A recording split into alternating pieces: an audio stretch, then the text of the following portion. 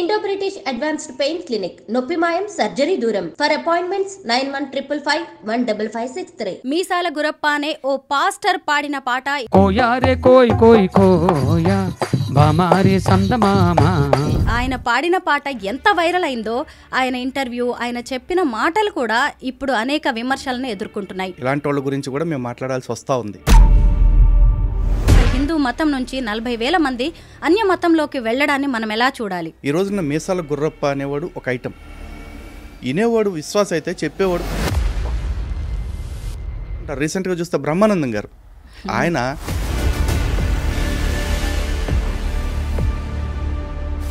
మరి హిందూ మతంలో ఉన్న పురాణాల సంగతి ఏంటి, ఇతిహాసాల సంగతి ఏంటి, మన ధర్మాన్ని ఎందుకు జీర్ణించుకోలేక ఇలాగా పక్క మతంలో వాక్యాలను విని వెళ్తున్నారంటారా? బ్రహ్మ ఎంత నీచుడు, ఎంత భయంకరుడో అర్థమైంది. అరే మీ దేవుళ్ళకి మీ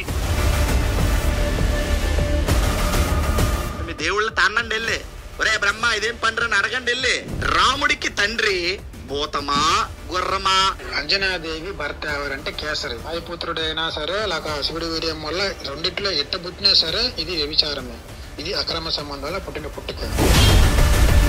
వీళ్ళు ఎంత అరాచకంగా హిందూ దేవుళ్ళని నిత్యం దూషిస్తూ ఉన్నారు. అసలు వీళ్ళకున్న అర్హతలేంటి? ఇప్పుడు అలాంటి క్వశ్చన్స్ బైబిల్లో మాకు బోల్డ్ ఉన్నాయండి. యేసు అనేవాడు ఎవరికి పుట్టాడు? ఇంతమందితో తిరిగి కనిందని చెప్పబడుతున్నా మరి యేసుకు చరిత్ర పెట్టుకుని యేసుని దేవుడు అనుకుంటున్నారు. ఈ పాస్టర్లందరూ కూడా ఆధ్యాత్మిక హంతకులు. ఏడుకొండలవాడు కొలువై ఉన్న తిరుమలలో కూడా అన్యమత ప్రచారం జరుగుతోంది. అక్కడికి వెళ్ళి కూడా హిందువులను మతం మార్చాలి అనే ఆలోచన ఎందుకు వస్తుంది వీళ్ళకి? అశుద్ధం తినే పందికి కూడా కొన్ని లిమిటేషన్స్ ఉంటాయి. పైకి వీళ్ళందరూ ఏం చెప్తారు? వ్యభిచారం చేయరాదు అంటాడు.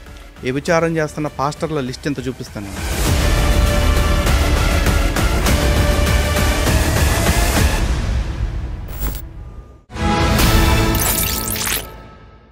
అందరికీ నమస్కారం. నేను Swaroopa Potlapalli. Welcome to I dream. కోయారే కోయారే కోయ్, మామారే చందమామ, కోయ్ కోయ్ కోణ్ణి కోయ్ అంటూ మీసాల గురప్ప అనే ఓ పాస్టర్ పాడిన పాట ఇప్పుడు ఫుల్గా వైరల్ అవుతుంది. తన చేతులతో తానే సొంతంగా 40,000 మందికి బాప్టిజం ఇచ్చానని ఆయన ఓ ఇంటర్వ్యూలో పేర్కొన్నారు. ప్రస్తుతం నాతో పాటు హిందూ జనశక్తి వ్యవస్థాపకులు లలిత్ కుమార్ గారు ఉన్నారు. అసలు హిందూ మతంలో ఎక్కువగా మత మార్పిళ్లు ఎందుకు జరుగుతున్నాయి? సనాతన ధర్మం పేరుతో అఘోరి లాంటి వాళ్ళు ఎందుకు సీన్లోకి వస్తున్నారు?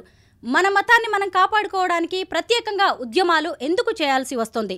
హిందూ ధర్మ పరిరక్షణ కోసం ముందుకెళ్తున్న వారు కేసుల్ని కూడా ఎదుర్కోవాల్సిన పరిస్థితులు ఎందుకు వచ్చాయి? ప్రస్తుతం నాతో పాటు ఉన్న లలిత్ కుమార్ గారిని అడిగి అనేక విషయాలు తెలుసుకుందాం. నమస్తే లలిత్ గారు. నమస్కారం అండి. ముందుగా ఈ మీసాల గురప్ప గారితో మనం మాట్లాడదాం. ఆయనతో ఈ ఇంటర్వ్యూని స్టార్ట్ చేద్దాం. ఎందుకు అంటే ఆయన పాడిన పాట ఎంత వైరల్ అయిందో ఆయన ఇంటర్వ్యూ, ఆయన చెప్పిన మాటలు కూడా ఇప్పుడు అనేక విమర్శలను ఎదుర్కొంటున్నాయి. సొంత మతస్థులే, అనేక మంది ఎవాంజలిస్టులు కూడా ఆయన చేసిన కొన్ని చెప్పిన విషయాలను, అంటే నేను చిన్నప్పుడు విషం తాగాను దానికి విరుగుడు అని ఆయన మాట్లాడిన మాటలను కూడా తప్పుపడుతున్నారు. ఇతని మీద మీ అభిప్రాయం ఏంటి? ముందుగా ఐ డ్రీమ్ ప్రేక్షకులందరికీ నమస్కారం అండి. ఏం చేస్తామండి, ఒక్కొక్కసారి మా దౌర్భాగ్యం అట్లా కాలిపోతూ ఉంటుంది. స్వామి చెప్తారు కదా, మంత్రసంతానం వచ్చింది ఒప్పుకున్న తర్వాత ఏదొచ్చినా పట్టాలని. ఇప్పుడు మా కర్మ కూడా ఇదే. ఇలాంటి వాళ్ళ గురించి కూడా మేము మాట్లాడాల్సి వస్తూ ఉంది. మేము ఇంకా దానికి ఏముంటుంది, మీరు ఏదైనా ప్రశ్న అడిగితే దానికి సమాధానం చెప్పాలి. కాబట్టి ఖచ్చితంగా ఇలాంటి వాటి గురించి కూడా చెప్తాం. అయితే మనం ముందుగా మత మార్పిళ్ల గురించి మాట్లాడుకుందాం లలిత్ గారు. ఎందుకంటే ఆయన ఒక ఇంటర్వ్యూలో స్వయంగా చెప్పారు, నేను ఆంధ్ర తెలంగాణతో పాటు ఇతర రాష్ట్రాల్లో కలిపి 40,000 మందికి బాప్టిజం ఇచ్చాను, మత మార్పిడి చేశాను అని. దీని మీద మీరేమంటారు? అసలు ఒక హిందూ మతం నుంచి 40,000 మంది అన్య మతంలోకి వెళ్ళడాన్ని మనం ఎలా చూడాలి? ఖచ్చితంగా ఇది ప్రతి ఒక్కళ్ళు ఆలోచించాల్సిందండి. ఎందుకంటే ఈ రోజున మీసాల గుర్రప్ప అనేవాడు ఒక ఐటమ్ క్రైస్తవ్యంలో. ఇలాంటి ఐటెంలు చాలామంది ఉన్నారు. కాసేపు ఈడు మాట్లాడిన మాట తీసుకుందాం. ఏమంటున్నాడు? చిన్నప్పుడు నాకు 13 రకాలు 20 రకాల పాములు విషం పెట్టి పెంచారు.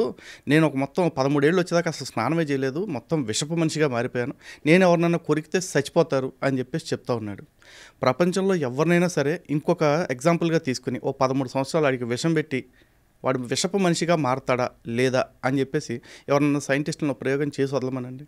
ఎందుకంటే క్రైస్తవుడికి ఎట్లాగో లాజిక్ అవసరంలా, వాడు మత ప్రచారం చేసుకోవటానికి, మత మార్పిడి చేసుకోవటానికి ఏ కట్టు కథైనా చెప్తాడు. ఇన్ఫ్యాక్ట్ పున్నమి నాగు స్టోరీ నాదే, చిరంజీవి గారిని పెట్టి తీశారని చెప్పి అన్నాడు. కానీ దాని మాతృక ఏంటి అంటే కన్నడ సినిమా అది. ఆ కన్నడలో వచ్చిన ఒరిజినల్ వర్షన్ని తెలుగు రైట్స్ కొనుక్కుని తెలుగులో మళ్ళీ రీమేక్ చేశారు ఆ రోజుల్లో. దాన్ని పట్టుకుని ఇది నా స్టోరీ అంటారు. అంటే ఈడెక్కడో భద్రాచలం అడవుల్లో ఉంటే కన్నడ వాళ్ళు వచ్చి వీడి మీద రీసెర్చ్ చేసి సినిమా తీస్తారు తెలుగు వాళ్ళ కంటే ముందు. ఆ తర్వాత తెలుగు వాళ్ళు రైట్స్ కొనుక్కుని తీశారు. ఎవరిని పిచ్చోని చేస్తారు? వినేవాడు విశ్వాస అయితే చెప్పేవాడు పాస్టర్ అని చెప్పి ఊరికి అనం మేము. ఇట్లాంటి కథలన్నీ చెప్తా ఉంటే నమ్మేవాళ్ళు వాళ్ళే నమ్మాలి. ఇక ఈరోజు నా గుర్రప్ప ఏమంటున్నాడు, 13 సంవత్సరాల విషయంతో పెరిగి నేను వాళ్ళని కొరికితే చచ్చిపోతారు అని చెప్పి అంటున్నాడు. ఇంకొంతమంది పాస్టర్లు అయితే దారుణంగా చచ్చిపోయిన వాళ్ళని కళ్ళ ముందే బతికిస్తామని కట్టుకథలు చెప్తున్న వాళ్ళు బోల్డ్ మంది ఉన్నారు. ఇవన్నీ కట్టుకథలు రా అని మాలాంటి వాళ్ళు చెప్తా ఉంటే కూడా ఇంకా ఆ గొర్రెల్ని నమ్ముతున్న అమాయకులు చాలామంది ఉన్నారు. కాబట్టి అలాంటి వాళ్ళ మాటలు నమ్మి మోసపోతున్న వాళ్ళు, మతం మారుతున్న వాళ్ళకి కొదవేం లేదు. కానీ హిందువులే ఎందుకు ఎక్కువగా మతం మారుతున్నారు అని క్వశ్చన్ అడిగారు చూసారా? అది నిజంగా ఒక్కసారి మనం పునరాలోచన చేసుకోవాలండి. చరిత్ర చూడండి. ఈ క్రైస్తవ మతం అనేది ఇజ్రాయెల్ అనే ఒక చిన్న దేశంలో ఈ రోజుకి కూడా 80-90 లక్షల జనాభా ఉంటే అందులో కేవలం 2% మాత్రమే క్రైస్తవులు టిల్ డేట్. అలాంటి దేశంలో, అక్కడ పుట్టిన దేశంలో 2% నుంచి కనీసం 20%కి రావడానికి వీలు పడక చతికిలబడి అక్కడ చర్చిల్లో కూర్చుంటున్న క్రైస్తవ్యం ప్రపంచంలోని 150 పైచిలకు దేశాల్లో అధికారిక మతంగా ఉంది. అంటే మెజారిటీ మతంగా ఉంది. ఎలా పెరిగిందంటారు మరి? ఇలాంటి కట్టుకథలు, ఇలాంటి మాయమాటలు, ఇలాంటి తప్పుడు సాక్ష్యాలు చెప్పడం, ఇది కుదరని చోట కొన్ని చోట్ల కత్తితోటి, కొన్ని చోట్ల సుత్తితోటి, అంటే బైబిల్లో ఉన్న మాటలతోటి మత మార్పిడి చేసుకుంటూ వెళ్ళారు. ఇన్ని ప్రపంచంలో 150 దేశాలు క్రైస్తవ్యంలోకి మారిపోయిన తర్వాత ఈ రోజుకి కూడా భారతదేశంలో హిందుత్వమే ఇంకా మెజారిటీగా ఉంది. అంటే ఇక్కడ హిందువుల్లో ఆధ్యాత్మిక మూలాలు ఎంత స్ట్రాంగ్గా ఉన్నాయి, హిందుత్వం పట్ల ఎంత బలమైన విశ్వాసం ఉందో ఆలోచించండి. ఇక్కడే చాలా తక్కువగా మత మార్పులు ఉన్నాయి.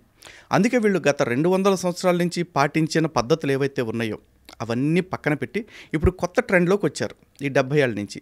అదేంటి? ప్రభుత్వాలని, ప్రభుత్వాధినేతల్ని గుప్పెట్లో పెట్టుకొని, అది రాష్ట్రంలో కావచ్చు, కేంద్రంలో కావచ్చు, పెట్టుకొని పాఠ్యాంశాల ద్వారా హిందుత్వం పట్ల విషం కక్కేలా చేయటం. ఇంకా కొన్ని ప్రజా సంఘాల ముసుగులో ఉండే దగా సంఘాలు చాలా ఉన్నాయి. వాళ్ళు రకరకాల నినాదాలతో వస్తారు. ఒకడు చోటా భీమ్ అంటాడు, ఇంకోటి ఏదో మీమ్ అంటాడు. వస్తాడు, వచ్చి వాళ్ళు ఏం చేస్తారు, సనాతన ధర్మంలో కుల వివక్ష ఉంది, సనాతన ధర్మంలో స్త్రీల పట్ల వివక్ష ఉంది అని చెప్పేసి మాట్లాడతాడు. దీనికి కొన్నిసార్లు మన సెలబ్రిటీలు కూడా బలైపోతూ ఉంటారు. రీసెంట్గా చూస్తే బ్రహ్మానందం గారు, ఆయన హిందువుగా ఉండి హిందువుగా జీవిస్తూ ఆయన కూడా ఏమన్నారు, మనుధర్మశాస్త్రం ఆడవాళ్ళని అణిచేసింది, ఆడవాళ్ళకి ఆంక్షలు పెట్టేసింది, వేదంలో ఆడవాళ్ళకి చాలా వ్యతిరేకంగా ఉన్నాయని చెప్పేసి అన్నారు. ఏం వ్యతిరేకంగా ఉన్నాయండి?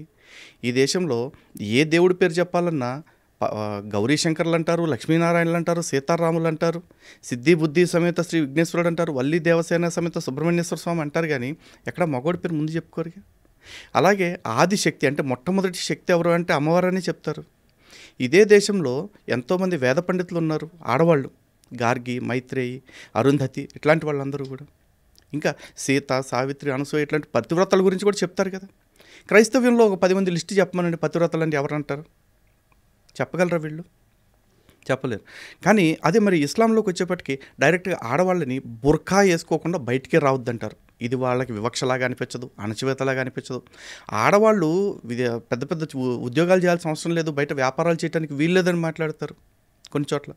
ఇది వాళ్ళకి కనపడదు వివక్షలాగా. కానీ హిందుత్వంలో స్త్రీకి ఎంత ఉన్నతమైన స్థానం ఇస్తే హిందువుల గురించి ఎందుకు ఇంత తప్పుగా మాట్లాడతారు? అలాగే హిందువులు పాటించే ప్రతి విశ్వాసాన్ని అవమానిస్తారు. ఉదాహరణకి మనం గోవుని తల్లిగా భావిస్తాం. వీళ్ళు వచ్చేసి ఒరే ఒక జంతువు నీకు తల్లి అట్ట ఇద్దరా అంటారు. సరే, జంతువు నాకు తల్లి అవుతుందా అవదా సెకండరీ, కానీ నేను దాన్ని తల్లి అనుకోవటం వల్ల ప్రపంచానికి వచ్చే నష్టం లేదుగా. ఇన్ఫ్యాక్ట్ కొన్ని మూగజీవాల ప్రాణం నిలబడద్దు తప్ప. కానీ గోవుని కాదు ప్రతి జీవిని కోసుకు తినండి అని చెప్పే మతాలు మాత్రం వీళ్ళకి శాంతి మతాల్లా కనిపిస్తాయి. అలాగే కుల వివక్ష గురించి మాట్లాడతారు. ఇక్కడ కుల వివక్ష లేదు నిజానికి. వర్ణాశ్రమ ధర్మాలు చెప్పారు. బ్రాహ్మణులు ఈ పని, క్షత్రియులు ఈ పని, వైశ్యులు ఈ పని, శూద్రులు ఈ పని చేయాలని చెప్పారు. వృత్తి మాత్రమే విభజన అయింది. కానీ దీన్ని చాలా చండాలంగా అసలు ప్రమాదకరమైన దానిలాగా మాట్లాడుతూ ఉంటారు. అదే బైబిల్లో ఖురాన్లో చూస్తే బానిస స్త్రీలు అనే పదం కనపడుతుంది, బానిస పురుషులు అనే పదం కనపడుతూ ఉంటుంది. ఖురాన్లో అయితే ఒక స్త్రీ నీకు ఎంతగా నచ్చినప్పటికీ ఆమె అల్లాను నమ్మి విశ్వసించినంత వరకు ఆమె కంటే విశ్వాసురాలైన ఒక బానిస స్త్రీ ఎంతో మేలైనది అంటాడు. అసలు ఈ బానిస స్త్రీలు అనే కాన్సెప్ట్ ఎందుకు వచ్చింది? మరి ఎవడన్నా అడుగుతాడా నీ మత గ్రంథంలో బానిస స్త్రీ అని ఎందుకు ఉంది అని? అలాగే క్రైస్తవ్యంలో బానిసలుగా తెచ్చుకున్న స్త్రీలలో పురుష స్పర్శ ఎరిగిన వారిని అందరినీ చంపేసి పురుష స్పర్శ ఎరుగని వారిని అంటే ఫ్రెష్ క్యాండిడేట్స్ అందరినీ మీ కొరకై అట్టి పెట్టుకున్నాను వాళ్ళ దేవుడే స్వయంగా చెప్పాడు. అలాగే కూతుర్ని స్వయంగా బానిసగా అమ్ముకోవచ్చని చెప్పాడు. అలాగే బానిసని యజమాని కొట్టితే వాడు చచ్చిపోతే పెద్ద పాపం కాదు, వాడు ఒకవేళ బతికితే మాత్రం వాడిని బానిసత్వం నుంచి వదిలేయాలంటాడు. ఏమైంది? ఇవన్నీ ఎవరికి ఎందుకు తప్పుగా కనపడవు? అంటే హిందుత్వం మీద ఒక సిస్టమాటిక్ అటాక్ చేస్తూ ఉంటారు. ఇందులో హిందువుల చేతనే హిందుత్వం అంటే తప్పుడుది అని అనిపించేలాగా వీళ్ళ ప్రవోకింగ్. వాళ్ళ దానిలో ఉన్న అబద్ధాలని మనలాంటి వాళ్ళు ఎవరో ఒకళ్ళిద్దరు మాట్లాడతారు. కానీ మన దానిలో లేని అబద్ధాలని ప్రతి క్రైస్తవుడు, ప్రతి ముస్లిము, ప్రతి నాస్తికుడు, ప్రతి అంబేద్కర్వాది ప్రచారం చేస్తూ ఉంటాడు. సో 10 సార్లు ప్రచారం చేస్తే ఒకే అబద్ధాన్ని అది నిజమై కూర్చుంటుందని గోబెల్స్ థియరీ ఒకటి ఉంది. ఆ గోబెల్స్ ప్రచారమే వీళ్ళు చేస్తున్నారు. అటువంటి ప్రచారానికి హిందువులు బలైపోతున్నారు. ఈరోజు చూద్దామండి, చాలామంది ఇదిగో మీ మతంలో కుల వివక్ష ఉంది కాబట్టి చాలామంది క్రైస్తవ్యంలోకి మారిపోతున్నారు అంటున్నారు. క్రైస్తవ్యం కంటే ముందు 1000 సంవత్సరాల క్రితమే ఇస్లాం వచ్చింది. ఆ ఇస్లాం కూడా మాది చాలా ఉన్నతమైన ధర్మం, మాది మానవ ధర్మం, సర్వమానవ సౌభ్రాతృత్వం అని చెప్తారు. మరి ఈ వివక్షను ఎదుర్కొంటున్న వాళ్ళంతా ఇస్లాంలోకి అప్పుడు ఎందుకు మారలా? నిజంగా హిందుత్వం మీద వాళ్ళకి ద్వేషం ఉంటే. ఏ వర్గానికి కూడా హిందుత్వం మీద, సనాతన ధర్మం మీద ద్వేషం లేదండి. ఆ ద్వేషాన్ని వీళ్ళు ఇప్పుడు పుట్టిస్తున్నారు, వీళ్ళు పెంచి పోషిస్తున్నారు. వీళ్ళకి కొంతమంది అమాయక హిందువులు బలైపోతున్నారు. ఈ రోజున అమెరికా అతిపెద్ద వలస దేశం. అమెరికాలో నేటివ్స్ ఎవరు లేరు. ఇప్పుడు రకరకాల దేశాల నుంచి వచ్చి స్థిరపడ్డ వాళ్ళందరూ కలిపి ఒక దేశంగా ఏర్పడ్డారు. అలాంటి దేశాలు ప్రపంచంలో చాలా ఉన్నాయి. వాళ్ళ దగ్గరికి వెళ్ళి అడిగితే అమెరికా ఫస్ట్ అని చెప్పేసి చెప్తారు వాళ్ళు. అలాగే మీ దేశానికి ఇంత చరిత్ర ఉందని తెలుసా అంటే మాకు తెలుసు, వీఆర్ ప్రౌడ్ ఆఫ్ ఇట్ అని చెప్పేసి చెప్తారు. కానీ మన ధర్మంలో, మన దేశంలో కొంతమంది హిందువుల దగ్గరికి వచ్చి అరే బాబు భారతదేశం ఎంత గొప్పదో తెలుసా, అసలు సనాతన ధర్మానికి ఎంత గొప్ప చరిత్ర ఉందో తెలుసా అంటే ఏం గొప్ప చరిత్ర అండి, మాదంతా అప్పట్లో మా వాళ్ళు కుల వివక్ష చూపించి ఆ కులాన్ని తొక్కేశారు, ఈ కులాన్ని తొక్కేశారు అంటాడు. నిజానికి వీడికి అక్కడ ఏం జరిగింది ఎవరికి తెలియదు. ఈరోజు సతీ సహగమనం గురించి మాట్లాడతారు పెద్దవాళ్ళు అందరూ చాలా తోపుల్లాగా. సతీ సహగమనం ఎక్కడ జరిగింది? ఒక 10 ఇన్సిడెంట్స్ రికార్డెడ్గా చూపించమని చెప్పండి. ఎక్కడా చూపించరు. పోనీ హిందూ గ్రంథాల్లో ఎక్కడైనా లిఖితపూర్వకంగా ఉందా? వేదాల్లో కానీ, ఉపనిషత్తుల్లో కానీ, ఇతిహాసాల్లో కానీ, పురాణాల్లో కానీ ఎక్కడా లేదు. కానీ హిందూ ధర్మం అంటే స్త్రీలను చంపేస్తారు, బలవంతంగా భర్త చనిపోతే భర్తతో పాటు తోసేస్తారంటారు. ఎక్కడ తోశారు? భర్తతో పాటే కనుక చనిపోయిన వాళ్ళని అందరినీ తోసేయాలి అంటే పాండవుల్ని కుంతి ఎలా పెంచారు? రీసెంట్గా శంకరాచార్యుల వారి తండ్రి చనిపోయారు. మరి ఆర్యాంబ శంకరాచార్యుల వారిని ఏ విధంగా పెంచారు? విధవరాలకు బతికే అధికారం లేదంటారు కదా వీళ్ళు. తప్పుడు ప్రచారాలండి. లలిత్ కుమార్ గారు, ఈ మీసాల గురప్ప గారు చెప్పిన మాటల్లో ఇంత వేల మందిని మీరు ఎలా మత మార్పిడి చేశారు అన్నప్పుడు నా వాక్యం ద్వారా, నా సువార్త ద్వారా అది వినే ఎంతోమంది మా మతంలోకి వచ్చారు అని చెప్పారు. మరి హిందూ మతంలో ఉన్న పురాణాల సంగతి ఏంటి, ఇతిహాసాల సంగతి ఏంటి, మన ధర్మాన్ని ఎందుకు జీర్ణించుకోలేక ఇలాగా పక్క మతంలో వాక్యాలను విని వెళ్తున్నారంటారా? వాక్యాలను వింటే నేను మారిపోతానండి, మంచి మాటలు చూపిస్తే. కానీ ఒక్కటే కండిషన్, అదే మీసాల గుర్రప్పని ఇక్కడ కూర్చోబెట్టండి. మన ఐడ్రీమ్స్ వేదిక కూర్చోబెట్టి ఆపోజిట్లో నన్ను కూర్చోబెట్టండి. నేను ఆయనతో ఏ రకమైన వాదన పెట్టుకుని ఏం గొడవ పెట్టుకోను. హిందూ గ్రంథాల్లో లేని మంచి మాట మళ్ళీ రాసి పెట్టుకోండి. హిందూ గ్రంథాల్లో లేని మంచి మాట బైబిల్లో నుంచి ఒకటి చూపించమనండి. నేను అంతే, ఇంకేం అడగను. హిందూ గ్రంథంలో, బైబిల్లో లేని మాటలు హిందూ గ్రంథాల్లో ఉన్న మంచి మాటలు ఇన్ని చూపిస్తా ఆయన ముందే. ఇప్పుడు చెప్పండి, ఎవరైనా మతం ఎందుకు మారుతున్నారు అంటే, ఒకటి సనాతన గ్రంథాల పట్ల సరైన అవగాహన లేకపోవటం, 2 వాళ్ళ మత గ్రంథం గురించి వాళ్ళు కట్టుకథలు చెప్పటం వల్ల మతం మారిపోతూ ఉన్నారు. ఈరోజు మనకి ఇతిహాసాలు ఉన్నాయండి. ఇతిహాసం అంటే ఏంటి? It's a history. ఇది ఇలాగే జరిగింది అని చెప్పటం. ఇతిహాసం అంటే దాని అర్థమే ఇది ఇలాగే జరిగింది అని. ఆ జరిగిన సంఘటనల్ని మనం చరిత్రగా చూడట్లా, మనం కథల్లాగా చూస్తున్నాం. పురాణం అనేది మైథాలజీ. పురాణం అంటే ఇది యథాతథంగా జరిగింది అని కాదు. అలా జరుగుంటే పురాణానికి కూడా ఇతిహాసం అనే పేరు పెట్టేవాళ్ళు. కానీ పురాణం యొక్క లక్ష్యం ఏంటి అంటే, పురాణం ద్వారా వేదంలో చెప్పబడ్డ విలువలు ఏవైతే ఉన్నాయో వాటిని కథారూపంలో చెప్పారు. శంకరాచార్యులు వారు చెప్పారు, కథారూపేణ మహతాం పురుషార్థ ప్రవర్తకం అని చెప్పేసి.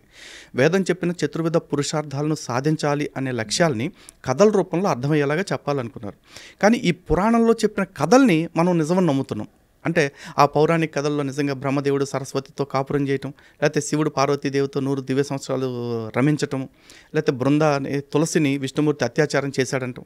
ఇలా జరగని కథల్ని, అంటే దాని వెనకాల ఉన్న తత్వాన్ని అర్థం చేసుకోకుండా ఆ కథ రూపంలో చెప్పిన తత్వాన్ని మనం నిజమని నమ్ముతున్నాం. ఏది నిజమని నమ్మాలో రాముడిని కృష్ణుడిని అది నమ్మం. ఏది నిజం కాదో మనకి విలువలు నేర్పడం కోసం దేవుళ్ళ పేర్లతో కథ రూపంలో చెప్పారో దాన్ని నిజమని ప్రచారం చేస్తూ ఉంటారు, మనం నమ్ముతూ ఉంటాం. దీని కారణంగా ఎక్కువ మంది అమాయక హిందువులు మోసపోతూ ఉన్నారు. సో ఈ వ్యత్యాసాన్ని వాళ్ళకి అర్థమయ్యేలాగా చెప్పటానికి ఒక వ్యవస్థ ఏర్పడాలి. దురదృష్టవశాత్తు మనకున్న ప్రవచనకర్తల్లో అత్యధికులు పురాణాన్ని పురాణంలాగా చెప్తున్నారు తప్ప పురాణం వెనుక ఉన్న తత్వం ఏంటి, దాని తర్కం ఏంటి, దాని యొక్క వాస్తవికత ఏంటి అనేది చెప్పే ప్రయత్నం చేయట్లేదు. ఇది మాట కొంతమంది నొప్పించవచ్చు. పెద్దలకి నీకంటే ఎక్కువ, వాళ్ళకంటే నీకు ఎక్కువ తెలుసా అని నన్ను అడగవచ్చు. వాళ్ళకంటే ఎక్కువ నాకు తెలుసన్న అహంభావం నాకేం లేదు. కానీ వాళ్ళు తెలిసిన వాళ్ళు వాళ్ళకి తెలిసిందే చెప్తున్నారు తప్ప దాని వెనక్కున్న అసలు విషయం చెప్పట్లేదు. అది నా బాధ. లలిత్ గారు, మనం హిందూ ధర్మం గురించి మాట్లాడుకోవాల్సిన విషయాలు ఇంకా చాలా ఉన్నాయి. దానికంటే ముందు నేను మీ గురించి కొన్ని ఇంట్రెస్టింగ్ విషయాలు తెలుసుకోవాలనుకుంటున్నాను. మీరు ఒక హిందువు, ఆ తర్వాత క్రిస్టియానిటీలోకి వెళ్ళారు, కొన్నాళ్ళు అక్కడ ఉన్నారు, ఎవాంజలిస్ట్గా కూడా మత బోధకుడుగా మీరు పనిచేశారు. ఆ తర్వాత మళ్ళీ ఘర్ వాపసి. మీ జీవితంలోనే ఇంత జరిగింది మతానికి సంబంధించి. ఎందుకు మీరు ఇలాంటి స్టెప్స్ తీసుకోవాల్సి వచ్చింది? మీ జీవితంలో ఇన్ని మత మలుపులు ఎందుకున్నాయి? బహుశా సనాతన ధర్మాన్ని పాటిస్తున్నాను కాబట్టి ఇది ఇలా జరిగింది అనుకుంటున్నాను అండి. బుద్ధి కర్మానుసారిని. మన జీవితంలో మనం చేయాల్సిన కర్మలు ఏ విధంగా ఉంటాయో మన బుద్ధి మమ్మల్ని ఆ విధంగా నడిపిస్తుందని నేను నమ్ముతున్నాను. నేను ఆ రోజున తెలిసి వెళ్ళానో తెలియక వెళ్ళానో మొత్తానికి ఆ మార్గంలోకి వెళ్ళటం జరిగింది. ఆ దుర్మార్గపు జీవితాన్ని అనుభవించడం జరిగింది. కానీ అనుభవించాను కాబట్టే ఈరోజు బయటకు వచ్చిన తర్వాత దానిలో ఉన్న లోటుపాట్లన్నీ కనిపెట్టి ఇంతగా చెప్పగలుగుతున్నాను ఈ రోజున. నిజంగా ఆ మార్గంలోకి నేను వెళ్లకుండా ఉంటే ఈరోజు బహుశా నేను ఇంత అథెంటికేటెడ్గా, ఇంత అథారిటేటివ్గా నేను మాట్లాడగలిగేవాడిని కాదేమో. కాబట్టి జరిగిన దేని పట్ల నాకు రిగ్రెట్స్ ఏమీ లేవు. హిందూ జనశక్తి అనే సంస్థను ఎందుకు మీరు స్థాపించాల్సి వచ్చింది? దాని లక్ష్యం ఏంటి? ఏం చేస్తుంటారు ఈ సంస్థ ద్వారా? తప్పకుండా అండి.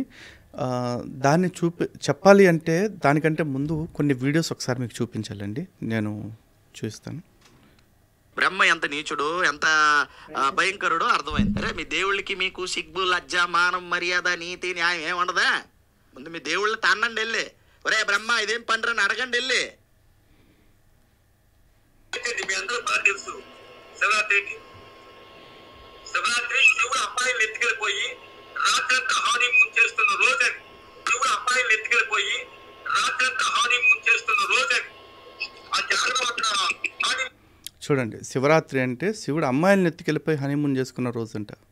ఈ బతుకులు. దశరథుడికి పుడితే సూర్య వంశస్థుడు అవుతాడు రాముడు, లక్ష్మణుడు, ఇంకా మిగిలిన ఇద్దరు తమ్ముళ్ళు. వాళ్ళు అసలు ఈ వంశానికి పుట్టినోలే కాదు, భూతం వచ్చి పాయసం ఇస్తే పుట్టారు కాబట్టి వాళ్ళది సూర్యవంశం కానే కాదు. దొంగ మాటలు ఆడుతున్నారు వీళ్ళది. సూర్యవంశం కానే కాదు, భూత వంశం వాళ్ళది. కాబట్టి భూతాలకు పుట్టినోళ్ళు. మొదట ఏం చేసిందా మరి కౌశల్య గారు గుర్రం దగ్గరికి వెళ్ళింది. ఇప్పుడు ఈ నలుగురికి గుర్రము తండ్రా, భూతము తండ్రా?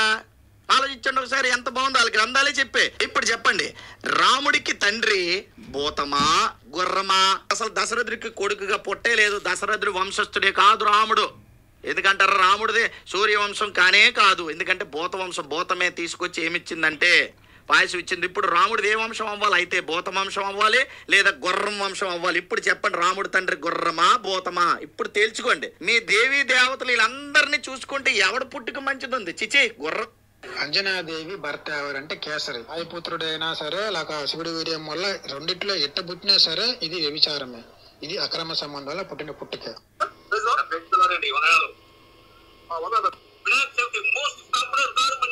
వినాయకుడు అందరూ నమ్ముతారు, హిందువులందరూ. వినాయకుడు స్టోరీగా తీసుకెళ్తే బాత్రూమ్ ప్రాబ్లం వల్ల ఆయన పుట్టాడు.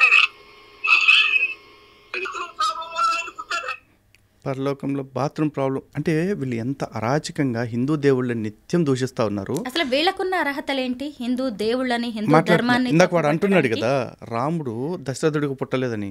ఇప్పుడు అలాంటి క్వశ్చన్స్ బైబిల్లో మాకు బోల్డ్ ఉన్నాయండి. యేసు అనేవాడు ఎవరికి పుట్టాడు? యోసేబ్ అనే అతని కొడుకుగా ఎంచబడతాడు అని చెప్పారు. నిజానికి యోసేబ్కి మేరీకి శారీరక సంబంధం రాకముందే పుట్టాడు అంటారు. ఆ పుట్టింది ఎవరి సంబంధం వల్ల అంటే పరిశుద్ధాత్మ వలన కలిగిన గర్భం అంటారు. మరి ఇప్పుడు యేసుకి తండ్రి ఎవరు? యోసేబా పరిశుద్ధాత్మ? యోసేమో నా తండ్రి యెహోవా అని చెప్పుకున్నాడు. మరి యెహోవానా? ముగ్గురు తండ్రులు. కానీ చరిత్ర ఏం చెప్తుంది? తాల్ముడ్ ప్రకారం చూసుకుంటే రోమన్ సైనికుడు ప్యాంతర్ అనేవాడితో పడుకొని మేరీ అనే ఆమె యేసుని కనిందని చెప్పేసి ఒక ఇది ఉంది థియరీ. అలాగే అగస్టస్ అనే ఒక రాజు ఉన్నాడు. ఆ రాజుతో పడుకుని యేసుని కనింది అని చెప్పేసి ఇంకొక కథ ఉంది. ఆన్లైన్లో దొరుకుతున్నాయి ఇవన్నీ కూడా. ఆక్టేవియస్ అంటారు అతన్ని. ఆ తర్వాత క్వింటోలస్ అని చెప్పేసి ఇంకొక అతనితో గడిపి యేసుని కనిందని చెప్పేసి ఇంకొక కథనం ఉంది. ఇంతమందితో తిరిగి కనిందని చెప్పబడుతున్న మరి యేసుకు చరిత్ర పెట్టుకుని యేసుని దేవుడు అనుకుంటున్న వీళ్ళు రాముడి గురించి, రాముడి యొక్క పుట్టుక గురించి మాట్లాడతారు. శివుడి గురించి, శివరాత్రి పండుగ గురించి మాట్లాడతారు. వీళ్ళు వినాయకుడిని దూషిస్తారు, ఆంజనేయ స్వామిని అవమానిస్తారు, ఇంతమందిని అవమానిస్తుంటారు. మరి మేము స్పందించొద్దా?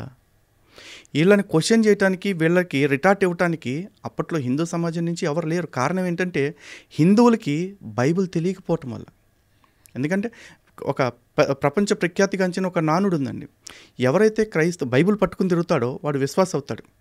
ఎవడైతే బైబిల్ ప్రచారం చేస్తూ ఉంటాడో వాడు పాస్టర్ అవుతాడు. ఎవడైతే బైబిల్ చదువుతాడో వాడు ఎక్స్ క్రిస్టియన్ అవుతాడు. ఎందుకంటే ఆ బైబిల్ కరెక్ట్గా చదివితే దానిలోంచి ఎవడైనా బయటకు వస్తాడు. మేము వచ్చినట్టే అంతే. బైబిల్ నిండా అంత దారుణమైన పదాలు ఉన్నాయి. ఉదాహరణకి యెహెజ్కేలు గ్రంథంలో యెహోవాకి 2 భార్యలు అని చెప్తారు, ఓహోలా, ఓహోలిబా అని చెప్పేసి. అవి 2 పట్టణాల పేర్లని తర్వాత వీళ్ళు ఏదో స్టోరీ చెప్తారు దానిలో. ఆ 2 నగరాలు కూడా విపరీతం, అంటే యెహోవా భార్యలు ఇద్దరు కూడా విపరీతమైన వ్యభిచారం చేస్తూ ఉంటారు. దాన్ని యెహోవానే చెప్తాడు. వీరు తన యవ్వన కాలమందు విటుకాండ్ర చేత తమ చన్నులు నలిపించుకొనలేదా? వీడు గాడిద వంటి పురుషాంగములు, గుర్రం వంటి స్కలనములు గల విటుకాండ్రతో సుఖించట్లేదా అని చెప్పేసి అంటాడు. అవి పదాలు బైబిల్లో ఎందుకున్నాయండి? గాడిద పురుషాంగాలు, లేకపోతే గుర్రం వంటి స్కలనాలు, చన్నులు ఏంటిది బైబిల్ అనుకుంటున్నారు? ఏమనుకుంటున్నారు మీరు? మత గ్రంథంగా ప్రచారం చేస్తున్న పుస్తకంలో ఇన్ని పెట్టుకుని మీరు హిందూ గ్రంథాల కాడికి వచ్చేప్పటికీ హిందూ గ్రంథాలని బూతు గ్రంథాలని, హిందూ దేవుల కథల్ని బూతు కథలని విషప్రచారం చేస్తున్నారు. అది చాలామంది హిందువులు నమ్ముతున్నారు. వీటితో పాటు హిందువులకి ఇక్కడ అతిపెద్ద ప్రాబ్లం ఏంటంటే చాలామందికి భారతదేశంలో కొంత అవగాహన రాహిత్యము, ఇంకొంత పేదరికం కారణంగా గ్రామాల్లో ఏంటంటే ఏదైనా ఆరోగ్య సమస్య వచ్చినప్పుడు వాళ్ళకి హాస్పిటల్స్కి వెళ్ళటం ఇదంతా ఇప్పుడున్నట్లు అప్పట్లో పూర్వకాలం లేదు. సో ఆ రోజుల్లో వీళ్ళు ఏం చేసేవాళ్ళు అంటే మేము ప్రార్థన చేస్తామని చెప్పేసి ప్రార్థన చేసి ప్రేయర్ ఆయిల్లో ఏదో ఒక ట్యాబ్లెట్లు కలిపేసి ఇవ్వటం ఏదో చేసేవాళ్ళు. దాంతో వాళ్ళకి ఏదో కాస్త జ్వరం ఉపశమించడం, లేదా తలనొప్పి తగ్గటం జరిగితే అబ్బో నిజంగా యేసు ఉన్నాడు కాబట్టి మాకు తగ్గింది అంటూ ప్రచారం చేస్తారు. ఈరోజు కూడా చూడండి, కల్వరి చర్చ్ అని ఇక్కడ హైదరాబాద్లోనే ఉంది. అక్కడ కొబ్బరి నూనె అమ్ముతారు, ప్రేయర్ ఆయిల్ అని చెప్పేసి. అలాగే కల్వరి టెంపుల్ అని బెల్లంపల్లిలో ఇంకోటి ఉంది, అక్కడ కర్చీఫ్లు అమ్ముతారు, ప్రేయర్ కర్చీఫ్స్. వరంగల్లో ఒక చర్చ్ ఉంది, అక్కడ బలూన్స్ ఇస్తారు, ప్రార్థన చేసిన బలూన్స్ అని చెప్పేసి. మామూలు బెలూన్స్లేండి ఇస్తారు. మరి ఇవన్నీ ఇస్తూ ఉన్నారు. ఇవన్నీ ఇస్తున్నప్పుడు వాళ్ళు ఏమనుకుంటారు, ఓకే 1,00,000 మందిలో 1000 మంది నమ్మినట్టు వాళ్ళకి. ఇలాంటి మాయమాటలు చెప్తూ కల్వరి సతీష్ నెలకి 3,500 మందిని మతం మారుస్తున్నాడంట. దాదాపు సంవత్సరానికి ఇప్పటివరకు 30 లక్షల మందిని ఎంతమందిని మార్చానని చెప్తున్నాడు ఓపెన్గా. మరి ఇలాంటి వాళ్ళందరినీ ఎవరు అబ్జెక్షన్ చేస్తారు? సో వీళ్ళు చేస్తున్న మోసాలు ఇవి, వీళ్ళ గ్రంథాల్లో ఉన్న వాస్తవాలు ఇవి అని చెప్పేసి నాలాంటి వాళ్ళు వచ్చి ఎక్స్పోజ్ చేయటం మొదలుపెట్టారండి. మేము ఎక్స్పోజ్ చేయటం మొదలుపెట్టిన తర్వాత ఇప్పుడు వీళ్ళ ఆగడాలకి కొంత అడ్డుకట్ట పడింది. ఇదివరకు అంత ఉధృతంగా వీళ్ళు మత మార్పిడి చేయలేకపోతున్నారు. అండ్ మోరోవర్ మేము వచ్చిన తర్వాత ఇప్పటికీ అనేక మంది తిరిగి సనాతన ధర్మంలోకి వచ్చేస్తున్నారు. క్రైస్తవ్యంలోకి మారిన వాళ్ళు కూడా వీళ్ళు చేస్తున్న మోసాలు, వీళ్ళు చెప్తున్న అబద్ధాలు అన్నీ తెలుసుకుని. ఈ రోజున వ్యవస్థలు కూడా ఎంత నిద్రాణంగా ఉన్నాయంటే భారతదేశంలో drugs and magical remedies act, drugs and cosmetics act అని 2 యాక్ట్స్ ఉన్నాయి, చట్టాలు. అందులో మిస్లీడింగ్ అడ్వర్టైజ్మెంట్స్ లేకపోతే మిస్లీడింగ్ స్టేట్మెంట్స్ ఇచ్చేవాళ్ళు ఎవరైతే ఉన్నారో వాళ్ళ మీద చట్టపరంగా కేసులు పెట్టాలి. కానీ బాహాటంగా స్వస్థత సభల పేరుతోటి మేము రోగాలు తగ్గిస్తాం, రొస్టులు తగ్గిస్తాం అంటాం. నిన్న మొన్న ఒకడు ఉన్నాడు, అమతేజ అని ఒక ఫ్రాడు, వాడు అరటిపండు ఇస్తాను, అరటిపండు తింటే పిల్లలు పుడతారు మీకు అని చెప్పేసి అంటున్నాడు. ప్రార్థన చేసేస్తే రోగాలు తగ్గించేస్తాను, ఎయిడ్స్, క్యాన్సర్, యాంథ్రాక్స్లు ఏంటేంటో తగ్గించేస్తానంటాడు. మరి ఇన్ని మాట్లాడుతున్న వాళ్ళు అయితే ఓ పని చేయండి, మీరు అన్ని హాస్పిటల్స్ మూసేసి, గవర్నమెంట్నే డిమాండ్ చేస్తున్నా, అన్ని హాస్పిటల్స్ మూసిపారేసి చర్చి పాస్టర్లని ఊరికో 10 మందిని పెట్టేసేయండి. ఎవరైనా సరే వీళ్ళ దగ్గరికి వచ్చి ప్రార్థన చేయించుకోవాలి. రోగం ఒక్కడికి తగ్గకపోయినా ఈయన కాల్చి పాడేస్తామని చెప్పేసి పెట్టండి, రూలు పెట్టరు. వీళ్ళు ఏమంటారు పాస్టర్లు కూడా, అందరికీ తగ్గుద్దని గ్యారంటీ ఇవ్వలేమండి, విశ్వాసం ఉండాలి అని చెప్పేసి అంటాడు. విశ్వాసం ఉంటే నువ్వు చెప్పేది ఏంటి? ఆల్రెడీ విశ్వాసంలోకి వచ్చి క్రైస్తవ్యంలో ఉన్న ఎంతోమంది విధవరాళ్ళని నేను చూపిస్తా. మరి వాళ్ళందరూ భర్తలు ఎందుకు పోగొట్టుకున్నారు?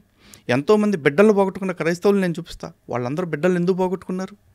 అంటే క్రైస్తవ్యం అనేది వీళ్ళు చెప్పేది ఏంటంటే 1 టైం సెటిల్మెంట్. ఎవడైతే మతం మారకుండా ఉంటాడో, హిందూగా ఉంటాడో అలాంటి వాడికి ఒకసారి రోగం తగ్గిస్తారు. వాడు ఆ మతంలోకి మారే ముందు వాడికి రోగం తగ్గిందంటారు. కారణం ఏంటంటే తగ్గిన వాళ్ళకి మాత్రమే వీళ్ళు సాక్షులుగా చూపిస్తారు. తగ్గని వాళ్ళు ఎంతమంది ఉంటారు వాళ్ళ గురించి చెప్పరు. కొండకు వెంట్రుకేస్తారు, వస్తే కొండ, పోతే వెంట్రుక. ప్రతి హిందూ దగ్గరికి వెళ్తారు, అమ్మ మా దేవుడిని నమ్ముతారా, ప్రార్థన చేస్తే తగ్గాక అంటారు. సరే అంటాడు, వాడికి అవసరం ఆ నిమిషానికి కాబట్టి. వీడికి ఏం కావాలి? తగ్గింది అనుకోండి, వాడు మతం మారుతాడు. తగ్గలేదు అనుకోండి, సర్లే అమ్మ మీరు ఇంకా విశ్వాసం బలపడాలి అని చెప్పి వచ్చేస్తాడు. గాలికి పోయే పిండి కృష్ణార్పణ ఒక సామెత ఉంది చూసారా, సేమ్ అంతే. వీళ్ళకి ఏదో ప్రార్థన చేస్తాడు, చీకట్లో బాణం వేస్తాడు, తగిలితే తగిలింది, లేకపోతే పోయింది, నష్టమైతే లేదుగా వాడికి. సో ఈ విధంగా ఎక్కువ మందిని మత మార్పిడి చేస్తున్నారు. మత మార్పిడి అనే కంటే కూడా ఆధ్యాత్మిక హత్యలు చేస్తున్నారు వీళ్ళు. ఈ పాస్టర్లు అందరూ కూడా ఆధ్యాత్మిక హంతకులు. లలిత్ కుమార్ గారు, మీరు ఎవాంజలిస్ట్గా ఎంతోమందికి సాక్ష్యం చెప్పారు, సువార్త చెప్పారు. ఇలా మీరు ఇది కరెక్ట్ కాదు, నేను చేయాల్సిన పని ఇది కాదు అని చెప్పి మీకు మీరు సెల్ఫ్ రివ్యూ చేసుకునే సంఘటన ఏదైనా ఉందా? ఎందుకు మళ్ళీ మీరు వెనక్కి రావాలి అనుకున్నారు? యాక్చువల్లీ నేను క్రిస్టియానిటీకి వెళుతున్న విషయం నాకే తెలియదండి. యవ్వన చాపల్యం అంటారు కదా, ఇంచుమించు అట్లాంటిది. ఎందుకంటే 9 ఏళ్ళు ఎలా ఉండగలిగారు ఆ మతంలో? బాగుంది, సౌకర్యంగా ఉంది, అన్నీ అందుతున్నాయి. అంటే ఎలా? అంటే సౌకర్యం అంటే సౌకర్యంగా అంటే ఇప్పుడు బహుశా ఇప్పుడు చెప్తే నా మీద ఒపీనియన్స్ మారిపోతాయి. క్రిస్టియానిటీలో అందరు పాస్టర్లు ఏ విధంగా ఎంజాయ్ చేస్తున్నారు, నేను అట్లాగే ఎంజాయ్ చేశాను. ఎలా ఎంజాయ్ చేస్తారు పాస్టర్స్? అయ్యాడ వాళ్ళకి తెలుసులేండి. ఇప్పుడు మళ్ళీ చెప్తే నీకు ఏమైనా సాక్ష్యాలు ఉన్నాయి అంటారు, మళ్ళీ మనోభావాలు దెబ్బతింటే అంటారు కదా. ఎంజాయ్మెంట్ ఏంటి చెప్తున్నాగా, నా మీద ఒపీనియన్ నేను పోగొట్టుకోలేను కాబట్టి చెప్పలేను ఇప్పుడు అవన్నీ కూడా.